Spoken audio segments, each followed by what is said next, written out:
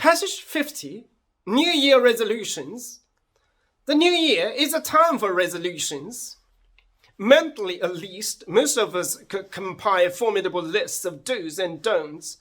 The same old favorites recur year in, year out with monotonous regularity.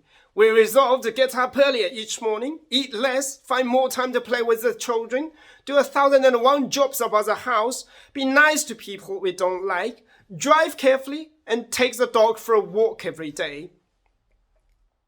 Past experience has taught us that certain accomplishments are beyond attainment. If we remain inveterate smokers, it is only because we've so often experienced the frustration that results from failure. Most of us fail in our efforts at self-improvement because our schemes are too ambitious and we never have time to carry them out. We also make the fundamental error of announcing our resolutions to everybody so that we look even more foolish when we slip back into our bad old ways. Aware of these pitfalls, this year I attempted to keep my resolutions to myself and limited myself to 2 modest ambitions: to do physical exercise every morning and to read more of an evening. An all-night party on New Year's Eve provided me with a good excuse for not carrying out either of these new resolutions on the first day of the year, but on the second, I applied myself assiduously to the task. The daily exercises lasted only 11 minutes, and I proposed to do them early in the morning before anyone had got up. The self-discipline required to drag myself out of bed 11 minutes earlier than usual was considerable. Nevertheless, I managed to creep down into living rooms for 2 days before anyone found me out.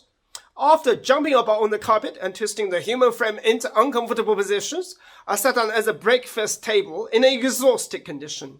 It was this that betrayed me. The next morning, the whole family trooped in to watch the performance. That was really unsettling, but I fended off the taunts and jibes of the family good-humoredly, and soon everybody got used to the idea. However, my enthusiasm waned. The time I spent on exercises gradually diminished. Little by little, the 11 minutes fell to 0. By January the 10th, I was back to where I had started from. I argued that if I spent less time exhausting myself exercising in the morning, I would keep my mind fresh for reading when I got home from work. Resisting the hypnotizing effect of television, I sat in my room for a few evenings with my eyes glued to a book. One night, however, feeling cold and lonely, I went downstairs and sat in front of the television, pretending to read. That proved to be my undoing, for I soon got back to my old bad habit of dozing off in front of the screen.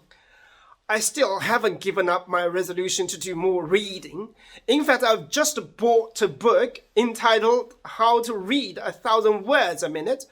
Perhaps it will solve my problems, but I just haven't had time to read it.